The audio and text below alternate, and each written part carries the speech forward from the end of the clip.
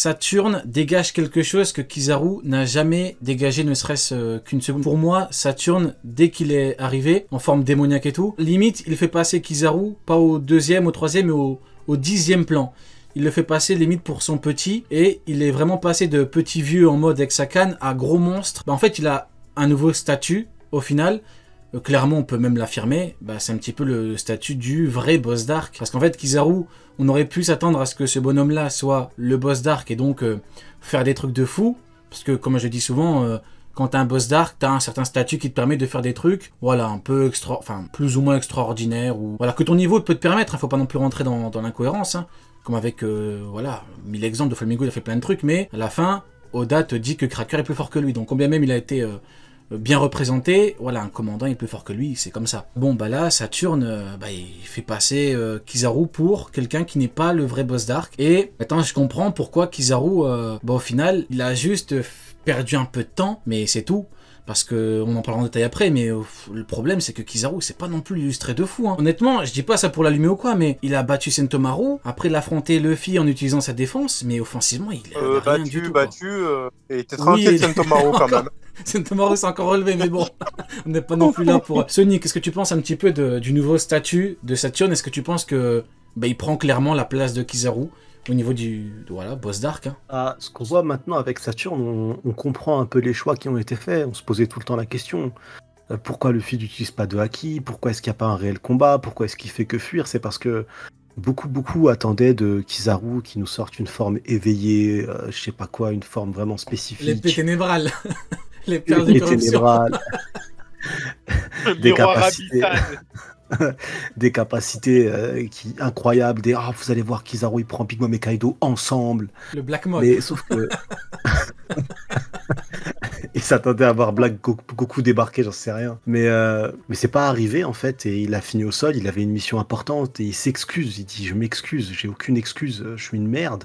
Il le dit ouvertement. Donc c'est parce qu'en fait, Kizaru, il est passé au second plan. Kizaru n'est pas intéressant. Pré-ellipse, les amiraux, c'était vraiment le truc de fou, tu vois, c'était impressionnant, c'était intouchable, c'était... Et là, maintenant c'est Saturne. Saturne va prendre cette place-là, en tout cas pour le moment de ce qu'on va voir, si c'est bien confirmé. Mais en l'occurrence, maintenant, Kizaru, il est mis de côté, même si il peut nous sortir ce qu'il veut. C'est fini, on s'en fout. Il est au sol après une seule patate. Donc tout ce qui est un amiral n'a jamais été désacralisé, c'est sacré. C'est sacré peut-être dans le PMU du coin, mais pas dans le manga. Parce que là, dans le manga, ils se font pisser dessus. C'est un truc de fou. Aramaki, il finit en mode crise d'épilepsie avec du haki des rois à des centaines de kilomètres. Kizaru, mais c'est incroyable. Une seule patate en fait. C'est fou, hein. Et c'est absolument pas... Là, on est en train d'essayer de nous faire croire que la patate qu'il a pris, c'est l'une des attaques les plus puissantes de Luffy. Non. Et il a juste pris une patate dans le crâne. Attends, Seni, tu es trop pressé, on parlera de ça après. Parle d'abord de Saturne, chaque chose dans son temps. Tu prends le shit. Mais c'est pour ça, c'est pour ça du fait que maintenant. Kaido se l'est mangé et il s'est relevé. La même patate. Attendez, la même attaque avec. D'abord, on termine avec Saturne. C'est pour ça que Saturne, tu vois, ce côté-là avec. Et même, tu vois, il y a un côté vraiment très important. Au-delà de la hiérarchie, tu vois, au-delà de l'ordre hiérarchique, t'as Saturne qui regarde et qui dit à Kizaru, ne te fatigue pas, je sais pourquoi tu es dans cet état. Et ça met Saturne dans un autre niveau, en mode, ok petit, je sais, laisse faire. T'as atteint tes limites, là tu peux pas dépasser ça, laisse faire les grands, tu vois. Il dit ça à un amiral, donc ça désacralise. Kizaru a été désacralisé, et au contraire, plus tu désacralises l'amiral avec Ed, et plus tu sacralises Saturne en fait. Parce que Saturne va prendre tout l'aura et va tout prendre en fait. Tu vois, déjà la Saturne il pisse sur les vice-amiraux en mode bande d'insectes, dégagez, j'ai pas besoin de vous. Et l'amiral il lui dit je sais pourquoi t'es dans cet état en regardant Luffy. Donc laisse faire les grands, dors, tu vois.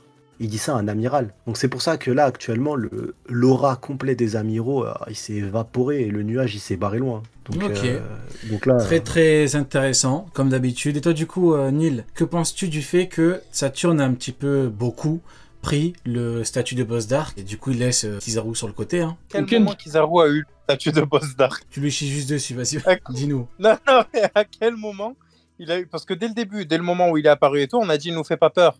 À quel moment il a eu le statut de boss d'arc? Dès le début, c'est le mec le plus fort qui est sur place, je veux dire, c'est Tu vois ce que je veux dire? En gros, il est là, il Ouais. affronte le plus fort élément d'en face, Luffy.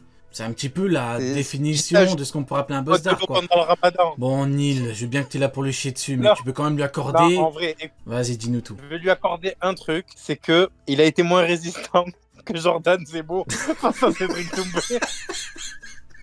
C'est un bâtard. L'autre, il a tenu 8 secondes, il a tenu une patate, frère. Une Quel patate, bâtard. il est béton. Non, c'est pas possible.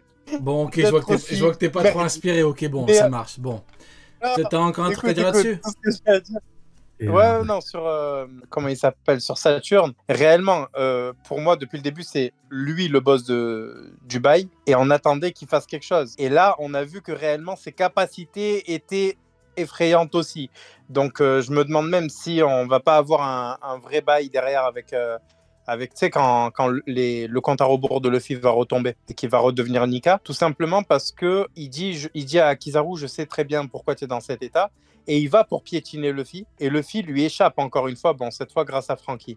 Et on sait que le fruit de Nika, du coup, le Hito Hito no Mi et modèle Nika, a échappé volontairement pendant tout ce temps au gouvernement. Donc, est-ce que là aussi, le fait qu'il l'attaque et le fait qu'il n'arrive pas à le toucher, soit pas prévu de base, tu vois, soit pas un truc qui fait partie de l'identité de ce fruit. Mhm. Donc, voilà. Ça colle parfaitement avec l'histoire qu'on nous a racontée. Le fait que le fruit, Ouais, il leur échappe ouais. tout le temps, donc ouais, c'est vrai. Et toi, du coup, Ken, qu'est-ce que tu penses du fait que Saturne est devenu le boss d'arc et que Kizaru, au final, c'était qu'une... je sais pas comment je pourrais le qualifier sans trop lui chier dessus, mais en gros, c'est... Voilà, quoi. C'est pas un random non plus, mais il a servi de passe-temps, quoi. Voilà, ça vient perdre du temps. De la PlayStation, quoi. Bah écoute, moi ta question elle me fait penser à un pote à moi expliqué justement au Promarine pendant un certain temps. Il se reconnaîtra sûrement, lui c'est un projet M à fond. En Un fait, il leur projet. expliqué. Un projet. assez. Projet. C'est pas Un grave, projet, c'est pas grave. Passons. Projet. Ah, après, Projet, c'est c'est nouveau, ça. Ok, ouais. que voilà, tout ce qui touche le Bien, GM, les- le mieux. C'est une Ryubitos, ça. Les mecs qui Non. vont massacrer des Il a le civils. poster de... il a des Non, posters de mais on s'en- Naruto dans sa chambre. Non, mais Donc, on s'en fiche de les civils, c'est rien. Le Stars Captain Kid, il faisait la même. C'est comme ça, c'est les faibles. Mais bref, C'est un pirate, lui, hein. C'est un pirate. Hein. ouais. Non, Bah, non, c'est ça qui est bon. Le Bah gouvernement oui, mondial, du coup, c'est censé être qu'est-ce ceux qu'il a qui dit, le protègent projet? les- Mais bref, en gros, il expliquait justement au Promarine pendant très longtemps que déjà de 1, Kizaru, il avait il y avait vraiment une grande hiérarchie entre Kizaru et Saturne. Ne serait-ce que la page où il lui sert du thé et des gâteaux, justement, il montrait et il essayait de leur expliquer qu'en termes d'importance, qu'en termes de hiérarchie et autres dans l'arc, le boss, ça va être Saturne. Personne ne voulait écouter. Au moment où justement Kizaru est intervenu, il expliquait, les gars, un arc, à chaque fois que c'est construit, ce n'est pas construit de sorte à ce que le boss d'arc arrive dès le début. Parce que Kizaru, faut pas oublier que c'est le premier soldat de la marine qui a été sur Egghead. Et il y avait énormément d'éléments pour nous faire dire justement que Kizaru, ça allait pas être le boss d'arc. Il leur a expliqué. Je leur ai expliqué un petit peu aussi, j'ai commencé à monter dans le train. Les pro-marines préféraient nous dire « Un amiral bat l'équipage d'un Yonko ». Ok, si vous voulez. Maintenant, Le quand tu vois fils est justement- une fraude. Ouais. oui, non, mais ça doit être ça. Maintenant, quand tu vois justement que même lors de... C'est lors du chapitre où en fait, il y a Atlas qui descend justement pour prendre le contrôle des pacifistas. Des Vous voyez la Mark III. tête de Saturne à la fin. C'est ça, exactement. Tu voyais la tête de Saturne à la fin. On leur a dit, les gars, il arrive. Il leur a dit aussi, les gars, il arrive. Personne n'a voulu écouter. Quand il est venu, t'as juste à voir la tête de Rob Lucci et la tête de Kizaru. Bon, celle de Luffy, il était moins... Voilà, il s'en fichait un petit peu. Et la tête de tous les marines pour voir que le vrai danger, que le vrai boss, c'était Saturne. Et ce, depuis le début. Mais c'était un petit peu logique. Quand tu vois qu'il est resté en retrait, que c'est un doyen qui représente une importance capitale dans le monde de One Piece et dans la guerre finale, et qui ne se montre pas dès le début, c'est forcément lui le boss d'arc. Et c'est tout à fait normal. Honnêtement, au-delà des débats et autres, moi je trouve ça totalement normal qu'un doyen, que Saturne soit vraiment mis au premier plan et qu'un amiral soit mis au second plan. Moi, les amiraux aujourd'hui, ça va être juste des soldats lambda. Ça va être des soldats puissants, mais dans la guerre, à la fin dans la guerre contre le GM et tout, ça va juste être des soldats comme il y en aura tant en fait. Mhm. Ça va pas être des têtes de proue. Non, il y aura des chevaliers divins pour ça. Il y aura le chef des chevaliers divins pour ça. Il y aura sûrement les doyens ou autres. Hein. Après, je vais pas trop m'avancer. Je sais pas trop. Mais en tout cas, les amiraux, ce ne seront que des soldats. D'accord, comme Shanks a appelé Aramaki, hein. Il a dit soldat. Exact. Ouais, tout à fait. Donc du coup là, vous êtes en train de me dire que Kizaru, c'est un petit peu le Bluno de Egghead. C'est ce que vous me dites là du coup. Kizaru Bluno, Et Saturne, encore, Blueno, il Lucci. était considéré. Parce Répète. que Blueno, je rappelle quand même qu'il a passé, je crois que c'était 15 ans derrière le bar. Il était considéré comme quelqu'un, avant de perdre cet entraînement, comme quelqu'un de puissant. Oui, bah comme Là, Kizaru. Kizaru, il très- est venu en tant que quelqu'un de puissant. Et donc du coup, là, en faisant un parallèle très simple, que normalement tout le monde devrait comprendre, même des gens qui te sortent il va te sortir les perles de corruption, un miroir abyssal et épée ténébrale. Normalement, tout le monde devrait comprendre que, du coup, dans l'arc Enies Lobby, Bluno c'est Kizaru et Saturne c'est Lucci. Et en partant de ce principe-là, bah du coup je comprends parfaitement ce que vous me dites et c'est exactement ça. Il est venu avec une aura particulière, une puissance particulière, tout comme Lucci, et Luffy a humilié Bluno, tout comme il a humilié Kizaru. Il lui a mis une patate. Maintenant, le problème c'est qu'on en vient à la vraie problématique quant aux amiraux, parce que Saturne c'est une chose.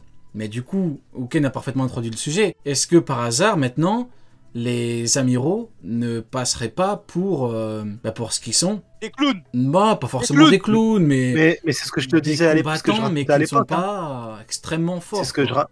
c'est ce que je racontais à l'époque, au moment, je crois, des toutes premières cross guilds où j'avais lancé les amiraux sont des chiens. Mais j'expliquais que du coup, pour moi, les amiraux ne peuvent pas être aussi importants que certains essaient de nous le faire croire, tout simplement à cause de l'histoire et de me dire qu'à la fin, les empereurs vont pas s'allier contre le gouvernement mondial. Si on suit la prophétie de Barbe Blanche, Luffy va devenir le roi des pirates et à partir de ce moment-là, il affrontera le GM. En tout cas, il trouvera le One Piece et après, il affrontera le GM. Les amiraux sont les bras armés du GM. Je vois pas, moi, un empereur venir et dire bah tiens je prends un amiral, Luffy toi affronte un autre amiral, faut un autre empereur pour non donc Luffy va se c'est les préparer pour commandants combattre qui vont- Fujitora. c'est Ah, c'est les sérieusement, commandants ouais. en fait qui vont logiquement dans le scénario, c'est les commandants qui vont venir et qui vont venir affronter les amiraux. Ça peut pas être Luffy, c'est impossible. Donc du coup, scénaristiquement parlant, depuis un petit moment, on savait qu'ils allaient être dépassés juste à cause du problème du nombre et Oui, tout à leur fait, statut. tout à fait. C'est de la logique. Mais en fait. même, On en par parle depuis exemple, des mois. Même en parlant des amiraux, enfin, quand tu regardes au bout d'un moment, comme tu le dis, jamais de la vie, t'as des empereurs ou équivalents en termes de niveau, jamais de la vie ils vont se préparer pour affronter des amiraux, dans la mesure où, bon, quand tu vois ce qui s'est passé au niveau de la rêverie, c'est un petit peu représentatif. D'ailleurs, Akainu a bien dit pas d'excuses. Comme Kizaru, hein. Là, Kizaru l'a bien dit pas d'excuses, je n'ai aucune excuse. Tout comme Aramaki n'a pas d'excuses. Quand il est devant Morley, il est en forme de combat, Aramaki, au bout d'un moment, tu peux le fumer rapidement, oui ou non? La réponse est non. Bon, va falloir qu'on ait une discussion à ton sujet. Bon, bah jamais de la vie. Luffy, s'il a vraiment envie de fumer, ou n'importe quel empereur, un empereur a vraiment envie de fumer un amiral, bon, voilà, si t'es dans l'optique où t'as vraiment envie de le gifler, il va le gifler, comme là avec Luffy. Franky lui a dit gifle-le, il l'a giflé. Et donc voilà, encore une fois, c'est pas la même catégorie. Et tout est là. Et puis, au niveau de Saturne, est-ce qu'il peut être supérieur encore une fois? Oui. Pourquoi? Parce que au niveau de la représentation et au niveau de qui ils sont pour le monde. Parce qu'il faut pas oublier que les amiraux, c'est l'équivalent des commandants pour la marine.